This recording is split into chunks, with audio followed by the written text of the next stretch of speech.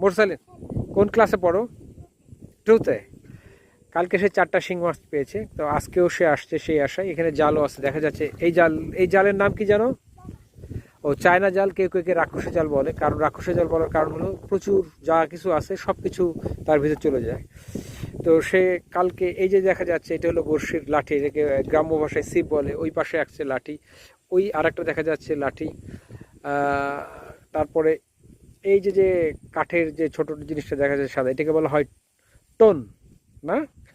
মাছ যখন কামড় দেয় তখন এটা কি মানে উঁচা নিচা হয়, তো সে মাছ পাড়ে। কিন্তু দেখেন আর সামনে দেখা যাচ্ছে পাটে প্রচুর পরিমাণে মেস্তা দেওয়া আছে বা পাট দেওয়া আছে। মেস্তাই, এই এলাকায় পাট খুব কম। আর সাদা যে বস্তাগুলি দেওয়া দেখা যাচ্ছে এগুলি আসলে মাটিতে ভরে দেওয়া। আর আপনি এই মাত্র দেখতে পারলেন এই যে যে একটু হালকা ঢেউ, এটা মাছ, মানে মাছে বাড়ি দিচ্ছে, হয়তো তার খাবার খাচ্ছে না।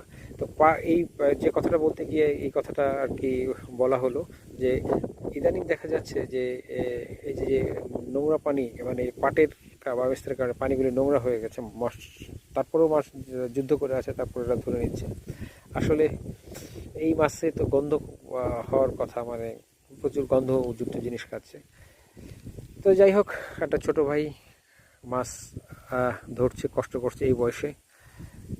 পরিবারের বোঝা সে কিছুটা হলেও তুলে নিয়েছে হাতে। দেখা যাক মাছ মাছ পড়েছে ওইটা।